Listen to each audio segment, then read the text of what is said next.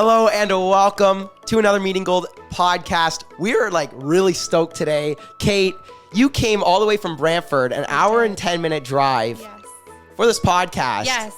That is like really nice of you. Oh, I'm actually happy to be a part of your world. So this is great. Listen, we appreciate it. We've been seeing what you've been doing on social media for like some time now, and awesome. it's pretty cool stuff. So we'll get into that. Yes. You recently got an endorsement, and we'll kind of get into that as well. Yes. And how you built your team, because that is like a marvel in itself. So, but I want to quick ask you a question. Yes. Of course.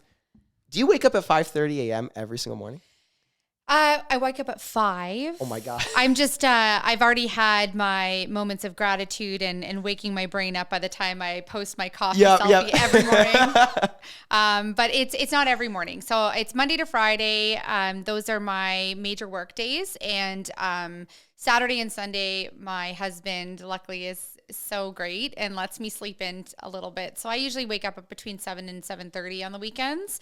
But wait, she calls that sleeping in. When you've got 3 kids, that's sleeping in. I guess, I'll never understand that. No, but well, you will eventually. Oh, but yes, eventually you might understand that. But you know what? It's such a wonderful way to wake up and start your day, to wake up and have that quiet time, that alone time, that reflection time, and then to move your body and get prepared. So then that way you can tackle the day head on. And I wouldn't trade it for anything. You know, it's something about starting the day with a win, right? Yes. Like, is that kind of your mindset behind it? It is. And it's also acknowledging the wins in your life or the blessings that you have. So I've always said, people say that, successful people, they start early and they always say, well, why? Is it because they want to work more? It's like, the early rising isn't to add more work hours, it's to add personal hours in. So then that way you can start your day honoring yourself rather than just, putting your nose to the grind. And because we all do that, right? We're running a rat race. Like getting caught up in work, you can kind of slow down. There's no working at 5 a.m. There's moments of gratitude, there's self-reflection, and then there's exercise. And wow. And that's it. That's what it's about. That's eye-opening for me. Now I challenge you. I challenge you. You know do what? And do you work out Monday to Friday then? I do. And I've actually recently stopped really, I guess, pushing myself to do it going on the hard, weekends. Yeah. So Monday to Friday I do. I just find that it's done wonders for my mental health. It's done wonders for my confidence and my self-awareness. And I would never give it up for the world. So I bet you're in such a groove that it's like, not that it's still easy, but that it's like a part of your life. It is. Right? It becomes a huge part of your life. And you know what? You start to realize that the exercise isn't meant, of course, obviously people like the way they look and they feel confident, but it's more than that. It's knowing that you're treating your body the way it should be treated so that it can do the things it's meant to do. Oh, right? Wow. I honestly, I never looked at it that way, because when I hear you see all these gurus on or motivation videos on YouTube, they're always like, wake up at 5, take a shower, brush your teeth, eat breakfast. By 6 a.m., you're working at the office. No. I guess I never actually looked at it that way. Yeah. Because let's be real, like if you take 5 to, 8 o'clock and then by 8:30 or 9, you're in the office ready to go, you're going to get more done that day because you've got your entire day planned. And now you are a real estate agent, so that's probably really hard. But we'll get into that. Yeah. But I want to actually ask you your background. Kate, as a little girl growing up, was the dream always to be a real estate agent? No, it never was. Really? It was never. I mean, when I remember being in high school, and my mom worked at a physio and occupational therapy office. Yep. My dad was an engineer, so they had very mainstream careers, healthcare, engineering. And so I was guided into going into healthcare only because it was what I knew, and there was a lot of success around it. Yeah, I guess I'm shocked you didn't. Yeah, to be honest. and you know what? It's funny because it never, looking back now, I have the ability to say it never felt right, but I went through the motions. I did the schooling for it. I worked in it for several years in dental hygiene. Wow. So you actually did pursue it. Yeah, I did. And you know what? I'll have to say I loved the time when I was working, but I wasn't fulfilled. Interesting. I wasn't, I didn't, I lived a good life. Don't get me wrong. I made good money and I loved the people I worked with. I loved my relationships and my patients, but I didn't wake up every day thinking this is what I was meant to do. Huh. And I believe that. I believe that you are led. Like, you always wonder, like, how did this person who's so good at this sport fall into it? It's like you're destined to do exactly, it. Right? Exactly. So that's why I guess I'm so shocked that you take us through that jump, because that must have been dental hygiene. Yeah. Oh God, I was everyone's like least favorite person. But it was great because you got one-on-one time. You got to help people overcome their fear of the dentist. And I got to meet families and, you know, I was the mom's hygienist, the kids, the parents, the niece, the nephew. Yep. So it was great. Like, I mean, obviously, I still to this day believe oral hygiene is extremely important. Of course. Yeah. But it was like a mundane. Every day I did the same thing. You know, I knew exactly what I was going to do. There was no excitement. You know, maybe if I got a really dirty mouth, it was an exciting day.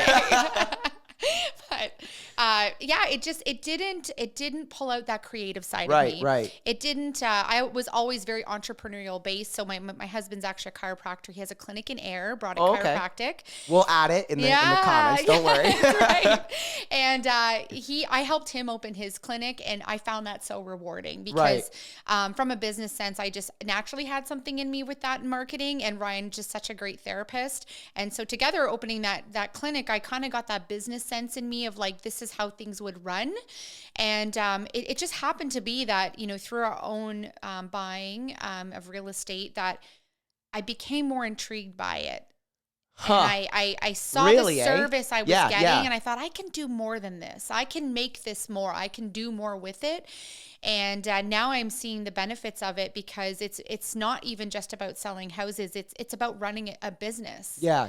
And you know this. I mean, even right, exactly. Yeah, there's so many different levels or layers. I like the word you used for you personally, how you felt about I guess being a dentist. It's like, to you, and not this, obviously this isn't to anybody, I'm not discouraging being a dentist, but dental hygienist, that you were felt it was kind of mundane, like it was very the same. I guess, right? That's right. And so I got to ask you, like, where did that kind of come from then? Because you said both your parents were in med, healthcare or engineering, or something like that. So where did that entrepreneurial, creative, or was it just something innate in you? I think it was just, I mean, I really do think it was just in me. It was, I've always looked at myself as being a leader, whether it be, you know, and I know this is going to shock the hell out of people, but I was in sports when I was younger. So even I was a point guard in basketball for a few years.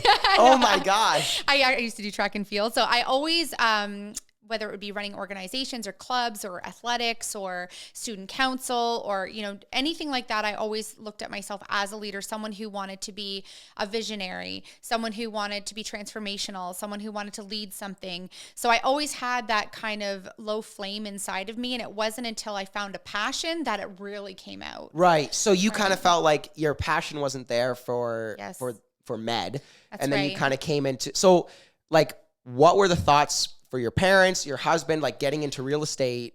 I'm going to say, I'm going to be very careful how I word this, because my parents and my husband are extremely supportive people, but I do think they raised their eyebrows. Probably concerned. Yeah. Yeah, when they cared about you, right? Hey, I'm going to leave my $90,000 a year job and I'm going to sell real estate. And that's actually, thinking about that, I'm sorry, but that's pretty stupid. And it's cushy. Yeah. I had a cushy job. I worked great hours. I actually worked 4-day work weeks. So I had Friday, Saturday, Sunday off. Me? Yeah, I did have a great job, and it was highly regarded and it was respected. You know, whereas sometimes sales positions can be looked down upon, right? You're a salesperson. It's kind of tacky. Used car salesman. You get those comments, right? Yeah. But I mean, like I said, they pride themselves in knowing that I make good decisions. Right. And so I think the skepticism wasn't necessarily because they didn't think I would succeed, but more so worried that what if I didn't? Or what if it wasn't meant for me? Yeah. You know, and I think it was more so just a protective layer for me. But I think I came out of the gates running hard. Yeah, you were very motivated. Very motivated. And I my success wasn't the normal path. I did take off really quickly for a real estate agent. Sometimes it takes years to even build a small clientele. And within 3 years in a city I didn't know, because we just moved to Brantford, I became number one. Yeah, that's so it's not your typical pathway, but it is a true testament that I was meant to do that. Yeah, and I was just gonna say it is a true testament to how passionate you are about it, right? Yes. Now I see an opportunity really quick before we kind of transition topics here to talk about the motions. It kind of seemed like in high school and through school in general, you were maybe going through the motions of what your parents were saying, just kind of like, okay, I'm just gonna go and do this, and not following something that you genuinely want to do, right? Yep. And there was probably some fear in there. And I bring this up because, I mean, you know, I just turned 18. I have friends going into school that I know of, acquaintances, people that I know, right? Going into college, university, that really are just going through the motions, and they can even see it. Yes. They can even see it, right? And it's a scary thing because I never want to catch myself in the motions, like just kind of going and not really with a goal or a passion, having a joy to do something. I don't think you're going to do that, because I look around me right now and I think, man, if I had the guts that you have at 18, where would I be? Thank you. That's, and you won't. And it's a lot of, I mean, if you think of the world right now, creators, how this has come out, YouTube creators, social media content creators, like it's such an artistic, expressive avenue. Podcasts, hosting podcasts. It's huge. It's huge. It is huge. And it's a different layer to our society that wasn't there 15 years ago. Yeah, I would even say 5. Yes, like it was just being pioneered at 5. That's right. But imagine now a young person like yourself who's motivated and has this really high energy, go to your parents and say, you know what, mom and dad, I'm not going to go to university. I'm going to be a YouTube star. Exactly. Or a podcast host. Like it's unconventional. Yep. Right? Very. And I see that's kind of what you did. Yes. In a way, right? And so that's why I'm so shocked by it. But it shows something in you that just kind of clicked. Like I don't know what it was. And that's why I'm trying to get out of you, because you kind of just left the cushion, the motion, and then you went into something that you had no idea about. None. Like zero. That's why I'm so shocked. And so I see like people around me going through the motions, not enjoying what they're doing. Yeah. I got to ask, I don't even know if you know the answer to this question, but if they could learn something from it, what would you say to them, I guess, how to get out of going through the motions? You really have to have an element of self-awareness, and you have to have an ability to say, you know what, I'm willing to take the risk because it feels right, and there really is no other reason, right? It's an intuition. It's an ability to believe in yourself that no matter what obstacles are in your way, you're going to navigate them with confidence, right? And at the end of the day, you know, people look at things when you try them and then they don't necessarily work out the way, or I saw that happening differently. Yep. But it's not a fail. It's actually a win, because you've learned something about yourself and it just clears your path to go in a different direction, right? I've got to quote you on that, because I think you answered. I didn't know what I was expecting, but I think you answered that very good, very precisely, honestly. So I guess, like anybody listening or watching, take what Kate's saying and kind of just give it a jump. Like, because realistically, if you are that confident in yourself, like I see what you're saying, because in me personally, I feel like I told you, I want to get into finance, right? I know that no matter what I do, I'll do well at it, right? And I'll maybe not necessarily enjoy it, but I'll find a way to enjoy it. So like bringing a creative aspect to whatever job I'm in. I want to jump into that with you. So now with real estate, you do a lot on social media and a lot with your team, and we'll get into kind of how you built that too, but let's get into that a little bit later. With your social media, like posting stories, constantly making videos. I see those. Everybody does. You're doing a good job. You're at, I think, like 16,000 followers on Instagram or something like that. Something like that. Yeah, the account just close or went something. Nuts. I don't know what happened there. I think it was the reels. You know, I see those too. And I actually want to get really in depth about those, because where do your ideas come from? I don't even know how to go there with that. But here's the thing. Let me point this out, is you don't really actually just focus on real estate. Because you're a mom too. I am a mom of 3 boys. I have 3 boys. All below the age of 10. All below the age of 8. Well, 8. Almost 7.5, Which is pretty crazy. Yeah. I don't know how you stay alive, but this right coffee. here. Coffee. 416 coffee. Thanks, Chris. There's the plug. There's the plug, right? But honestly, like I see you take a mom approach to it, but then bring real estate into it so you can kind of relate to women. That's right. And in any area. I'm a big, I want to make this very clear. Yep. We are not against men. We love men. Yep. I know I have a team of 11 women, but it's because the men don't want to join us. Yeah. Too much estrogen in the room. But it's true. You know what? I'm a strong believer that women are sometimes underutilized in the workplace. I believe that women have something in them that, it's not that men don't have it, and men have definitely characteristics that we as women don't necessarily possess, but we come from a very, a part of us is very nurturing, and a part of us is very soulful when it comes to connection and relationships, because that's kind of what we were built to do, right? Bear babies, raise families. And I think the neat thing about being able to intertwine both my role as a mother and a role as a realtor and a role as a team leader is I would say I lead in a very nurturing manner. Yes. I really want women and men too. It doesn't matter. I'm just saying women because my team is full of women. But remember, I have 3 boys. That's right. That I lead from the front, but I lead in a way that's to empower, because empowerment comes from within. And that's when you bring out the best in people, is when they feel empowered to do something, right?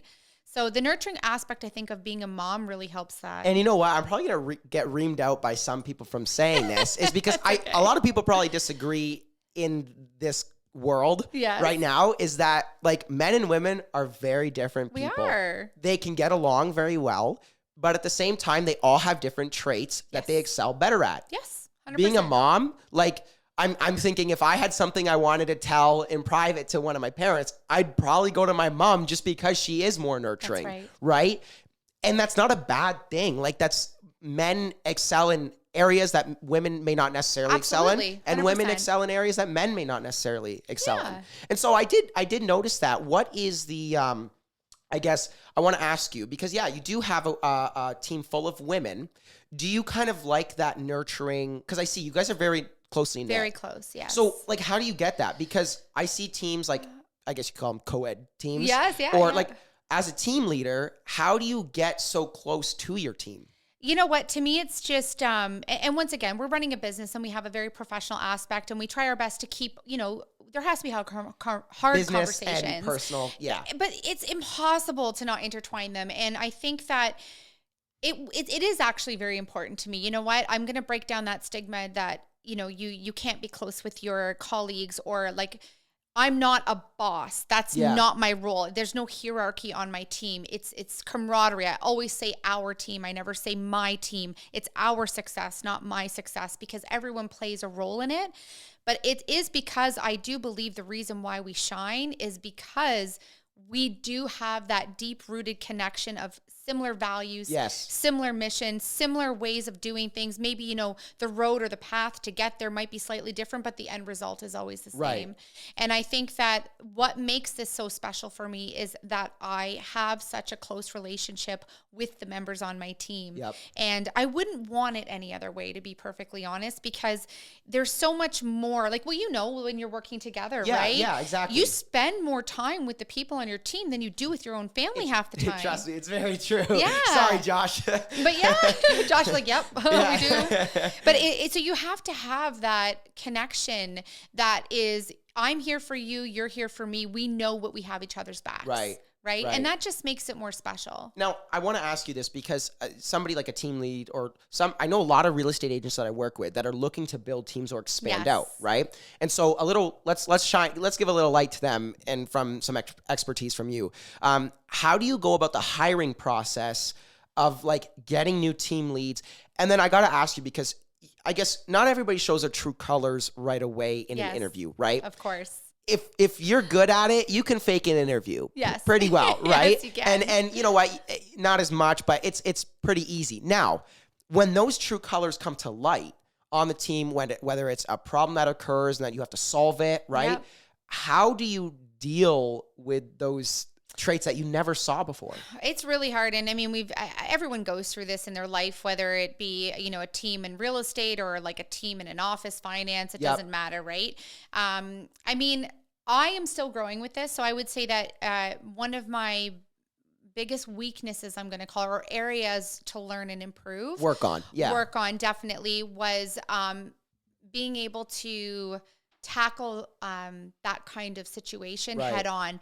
I'm a big empath. That is both good and bad. The not so great part of that is I tend to give people a lot of chances. Right. And a lot of opportunities, because I truly believe that if people put the work in, that they can grow and they can change. Yep. And I've seen even the exponential growth of myself over the last 5 years, and who I am as a person, and being aware that I want to give people those opportunities as well. But sometimes they need to be let go in Yep. order to figure that out themselves and do their own growth on their own. And I took struggled a very with smart that approach. You know what? Because I Yeah. struggle with that too. Yeah. Is like you're too nice, Yeah. or you try not to get stepped on. Like it works when you are talking to a client, right? Yes. But does it work when somebody has to work alongside you in the business side of things? That's right. It's hard. And I think that's a big learning. Like, I actually really appreciate you being honest with that, because guys, as successful as Kate is financially and like just with her team and with her family, is that you're still learning all the time. Yeah, like the fact that you can, actually admit that on camera, to say that I'm still continuously growing and learning, and I struggle with this, that goes into being self-aware. Yeah. And that's the biggest thing. I wish, everybody could look within themselves, and instead of outwardly projecting the insecurities they have, try to find ways to be like, why do I feel this way? And try to work on it. And it's really hard when you are an empath to cut people off sometimes. But I will say in the last year, one of the biggest things that have come out of a pandemic and being able to reflect, because everyone's gone through, I call that like shedding phase, right? The whole world is shedding right now and trying to get back on track, is that, the actions of one person doesn't just affect you, they affect everybody. Yes. So I've had to come to terms with being able to approach problems head on, and in a more timely manner than I have in the past, because it doesn't just affect me. When you have somebody, in your circle, or you're on your team, or within your working environment, it affects everyone around them. And if you're going to be the leader that you say you are, you need to be able to nip that in the bud. Yeah. And that was a really hard realization for me. But you know what? Moving forward, it actually feels like a bloody weight is off your shoulders. Right? You know what? Yeah. I think, I don't blame you, because it's like you're still learning about it, but the fact that you can recognize it, yes, and take a step back and be like, okay, you know what, this person, I just can't give them another chance, because I can't take that risk for my team and for my family. Right. And I'm also really fortunate, I'm going to say, because I'm a big believer in energy. I'm a big believer that you have the ability to create your own destiny. Yes. And I believe that what the energy you put out attracts the energy that you get back. So like being around like-minded people, you kind of cultivate a culture, right?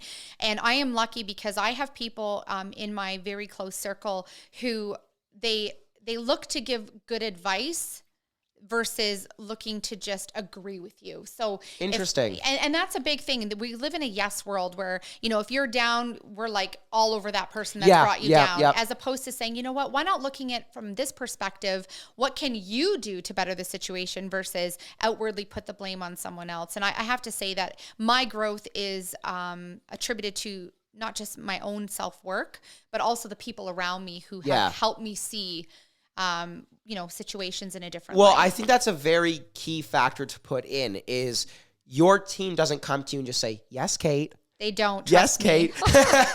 But you know what? I like that, because you're not opposed to opinionated people. No, I love people who can challenge you. My perception. Yep. And in fact, I'm going to do a shout out to Carolyn Pondgratz right now. She is she was my second member of my team, and I call her my work wife.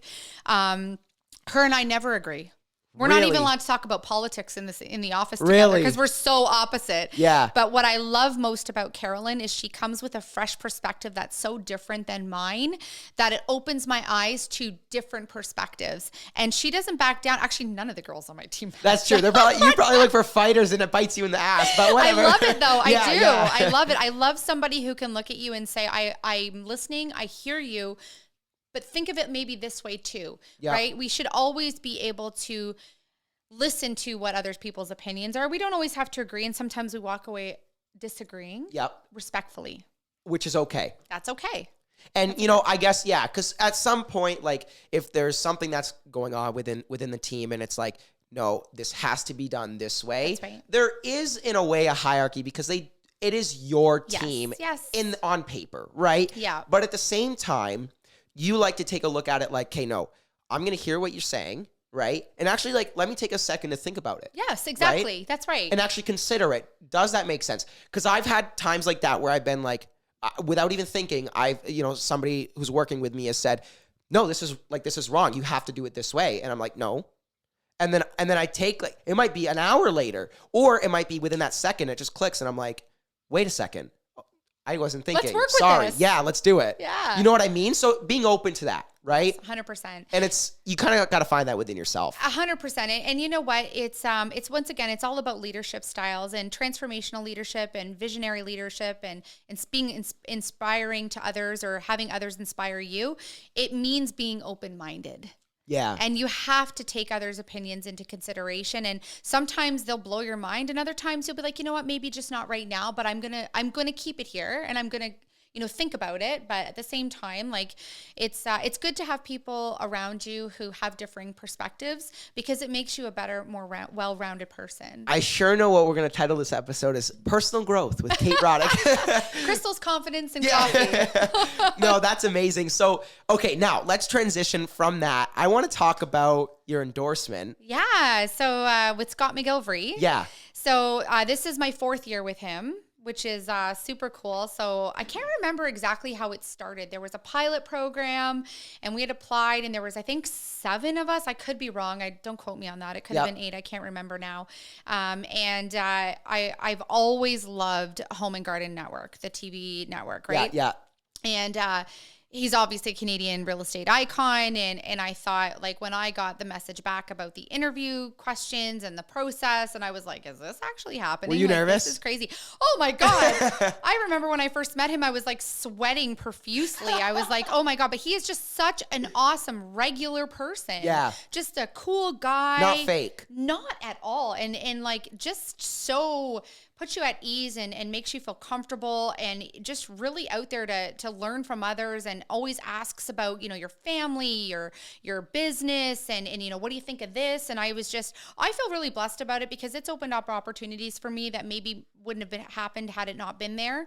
And it's just really cool in my opinion. Like I just was at the Canada Got Talent, the live auditions. Yeah, which was super cool. We had Revel headquarters. Some of us went, the founders, Nikki and Ryan Cervelli, Andrew Perry, who's here in Iron the Lake, has his own office. We got to go and we were essentially front row. The row in front of us was for the fans who shouted the loudest. It looked pretty good. I'm not going to lie. And super cool. Like, I mean, and Scott's whole production company had reached out to give us tickets and like things like that, right? Like cool things. And he came over and was chatting with us. Yeah. It's the endorsement for me is more than just saying you have the endorsement. It's about the opportunities that lead you there. And we have had such a great partnership in being able to endorse not only ourselves, but him as well through cinemas. We're on a commercial on CHCH. Yep. So just a cool thing, a different level. So it's kind of like a partnership in a way. Yeah. Right? Like, I mean, he obviously endorses us. I've actually sold his producer a house. You're joking. Out in our area. Yeah. So it once again, like different opportunities, different layers, right? Yeah. Not just selling houses. I mean, we can do that, but what else can our profession provide us with, right? It's a crazy thing when you just focus on building connections. Yes. The money will come, the clients will come. That's right. The team will grow, right? But when it comes down to like you're just focusing on not even really networking, just like making an effort to get to know people. Hence me asking you to come on this podcast. I was like, yeah, let's do it. Yeah, like exactly. And you didn't shy from the opportunity. Trust me. I've asked some people and they're like, no interest. And Really? It's shocking because it shows the lack of interest in saying yes. There's a YouTube channel that I watch, Yes Theory. I don't know if you know who. No, I don't, but I'm loving this. You're going to have to text me. Yeah, I will because they did a helicopter bungee jump with Will Smith and it's crazy. But their whole thing is saying yes. Seeking discomfort. They trademarked that and put it on merch. Oh, I love that. Yeah. If you want to get the team some of that. Now that they know. Now we're seeking discomfort. Yeah, it's amazing. So like, as you grow connections, you're better with people and you get better at, okay, now I'm more comfortable in situations where I don't know people, but I'm in front of a really successful person or something like that. Like you get more comfortable, but constantly seeking discomfort. I want to ask you, do you find that in your everyday life, you are trying to be uncomfortable in situations so you can learn to be comfortable? Yeah, I mean, I would say definitely yes. I would say more so now than maybe 5 years ago. Right. And just to speak on your point about being open to these ideas, Yes.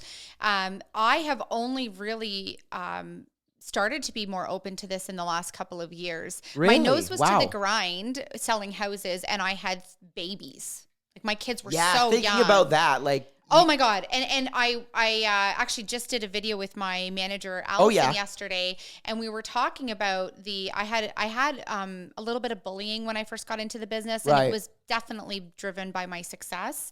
And it actually made me closed off to people because my encounters were so negative that I hid myself from them. And it wasn't until I started to realize that their projection of hate onto me was more of a reflection of them than it was about me. And I realized that, you know what, I need to be open to making these connections. Yes. Because you can learn from everybody. Or, you know what, like even just sitting here and meeting you for the first time in person, it's like now I have someone in Niagara-on-the-Lake, this very motivated young man who's looking to get into finance, but runs a super cool podcast.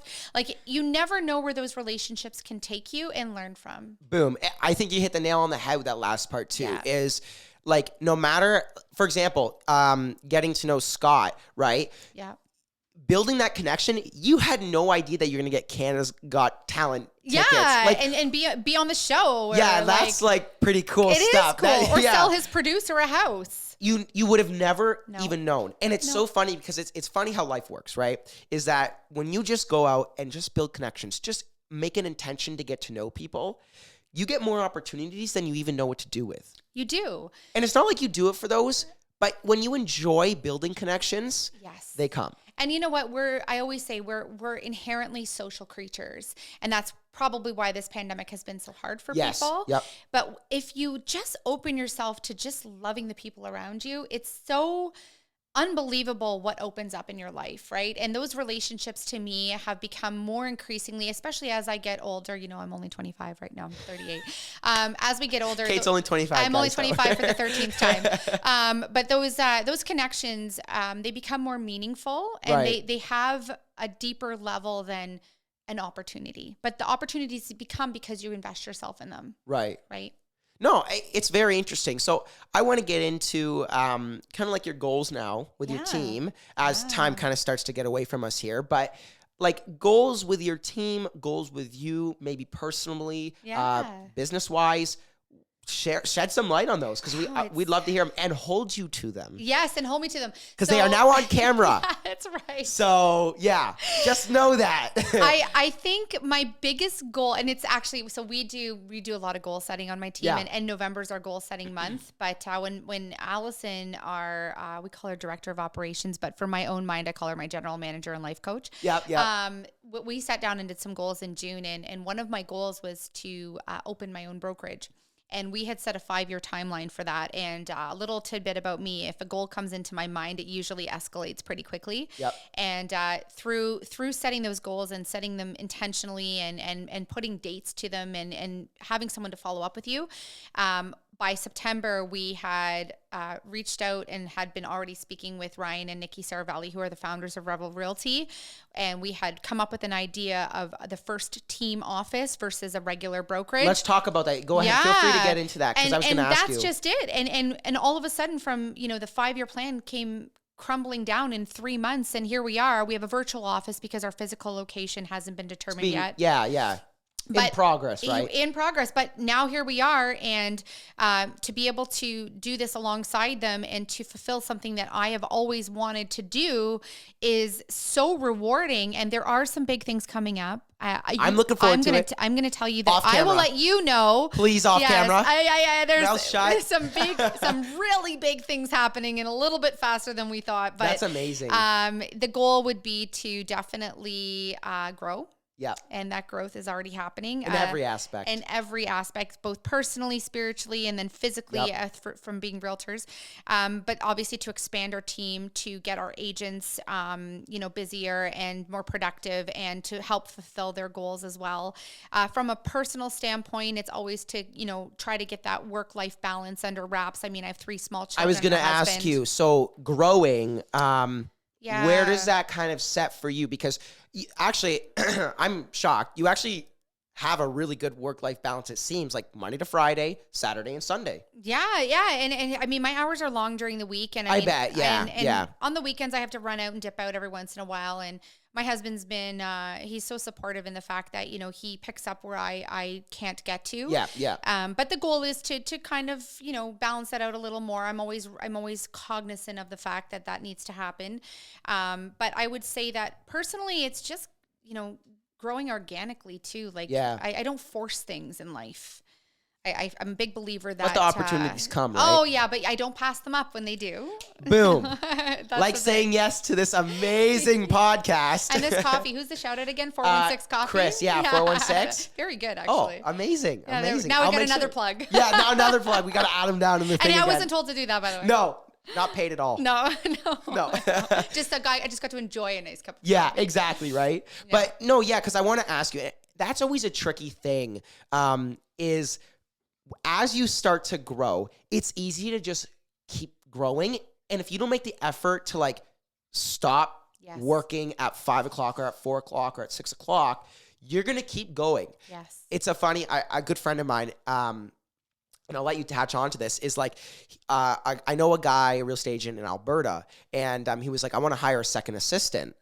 And one of my mentors had asked him, who's his mentor as well, was like, well, you want to slow down and spend time with your family, but knowing you're going to hire a second assistant. She's going to free up your time. And with that free time, you're going to spend with other clients and getting more.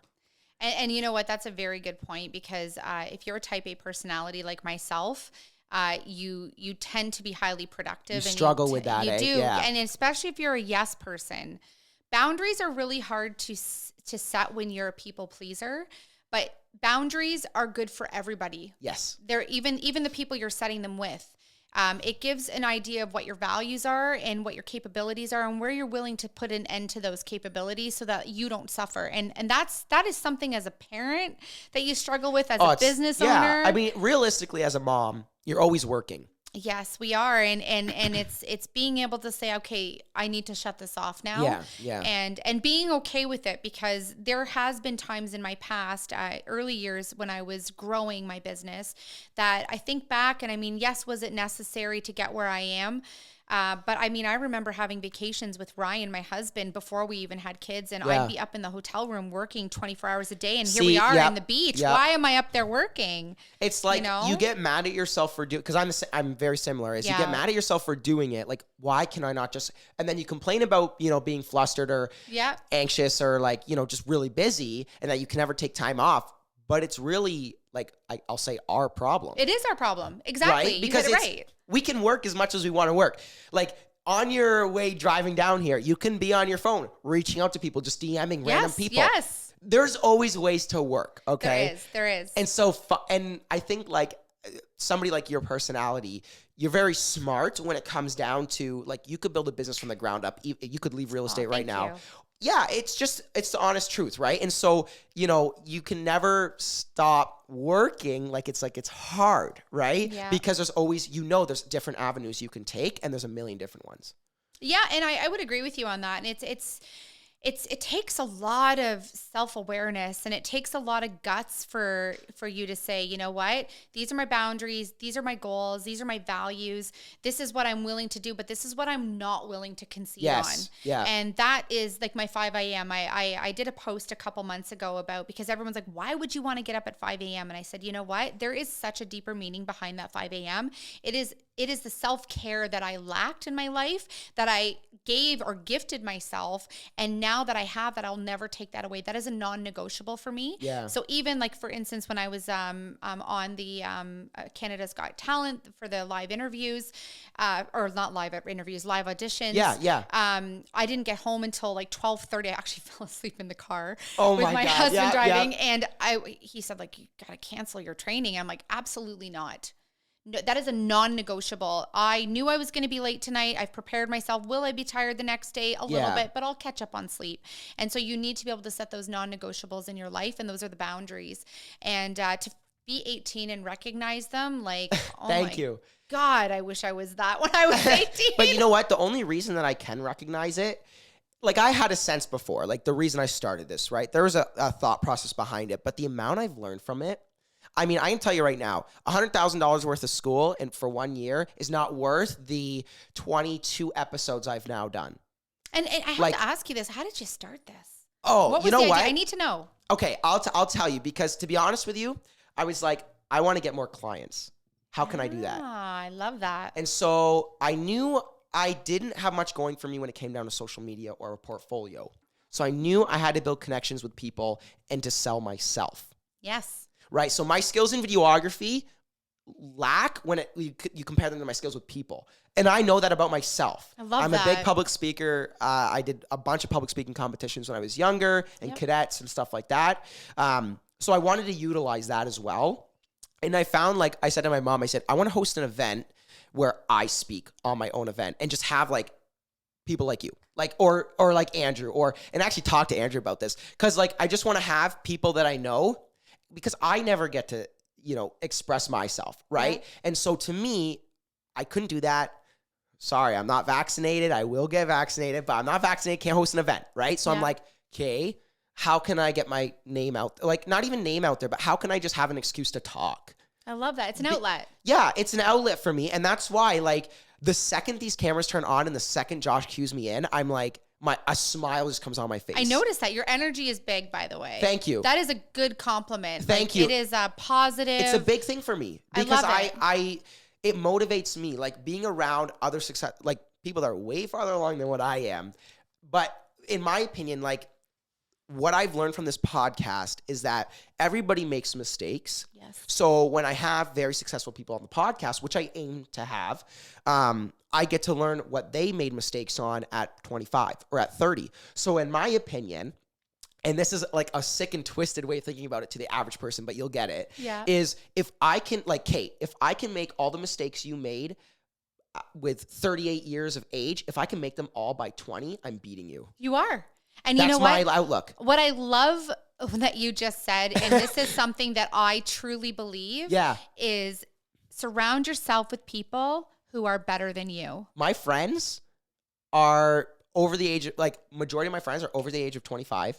And financially, I know for a fact they're at least making over $150,000 a year. I love that.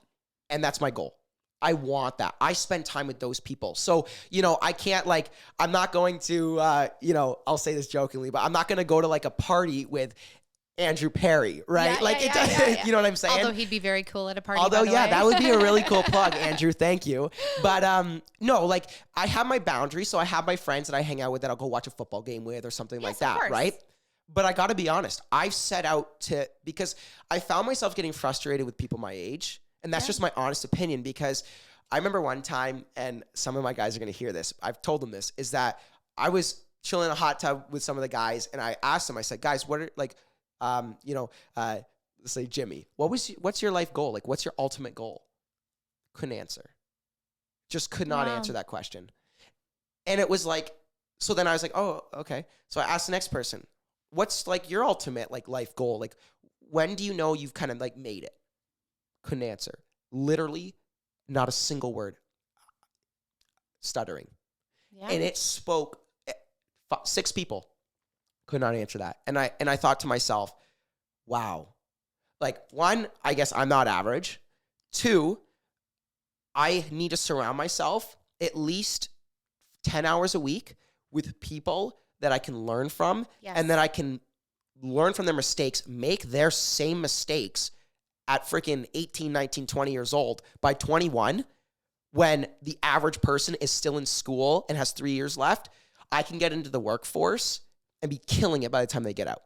Because I know my life goal. I have my ultimate life goal. I want to get into politics. I want to be prime minister. Oh my God. You know who you remind me of? And I'm going to do a plug right now because Go ahead. You are such an inspiring young man. Thank you. And a person that's very dear to me is actually my strength training coach, who's Andrew Willems, so Strength First Training. And Andrew and I have been training together for 3 years. And I equate a lot of my positive mindset and wanting to be self-aware from him. And he is 10 years younger than me, but I always joke that he is like 55 because he's like in bed by 8:39 me. And he is such a profound thinker. Yeah. And he a lot of the people he surrounds himself with are significantly older than him, and his practices and ways and mindset are just, in my opinion, far beyond his years. And it is a true testament to even his success. And I'm going to say this, that it's going to be a true testament to your success because you have a very profound way of thinking for your age. And that's not a bad thing. That is actually such a wonderful thing because it shows that, you know what, your maturity level and your sense of self is so much greater than the average 18-year-old that you are just going to move mountains. So when you say you have this goal of whatever the income is, you got to go higher. Yeah. Push more. I got to be honest, and I'll hold myself to this. $20 million a year. I'm going to hold him to that. That's what I've been saying. And when you find that secret, you let me know.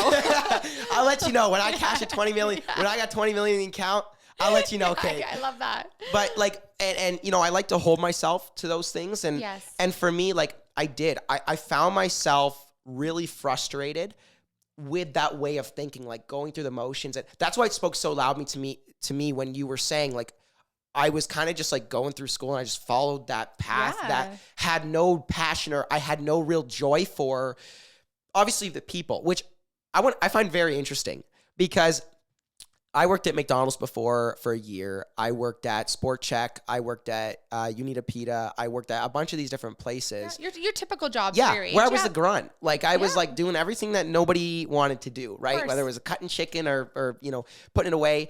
I was doing everything that nobody wanted to do. And there was something about it that I knew I had to do this in order to learn real work ethic because I was so confident in myself that I knew one day, you know, this isn't like bragging or anything, but like I knew one day when I saw $100 on the ground, I wouldn't think like I need that to pay for my groceries this week or something like that. I knew I wouldn't, but I never wanted to lose the sense of reality of what an average 18-year-old makes a month, what an average 18-year-old spends. Like I never wanted to lose that sense of, okay, this is the real world. It's hard to.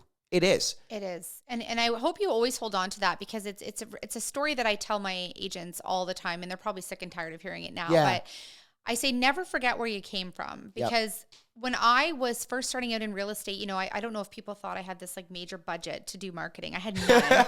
By the way, we were paying our mortgage with a line of credit because we were in debt from school and my husband just opened a business and, you know, we didn't have a lot. And him and I would throw on knapsacks with flyers and we would rollerblade around the subdivisions and put these door knockers on people's doors. It wasn't like we had some fancy postal service or we had this big marketing firm.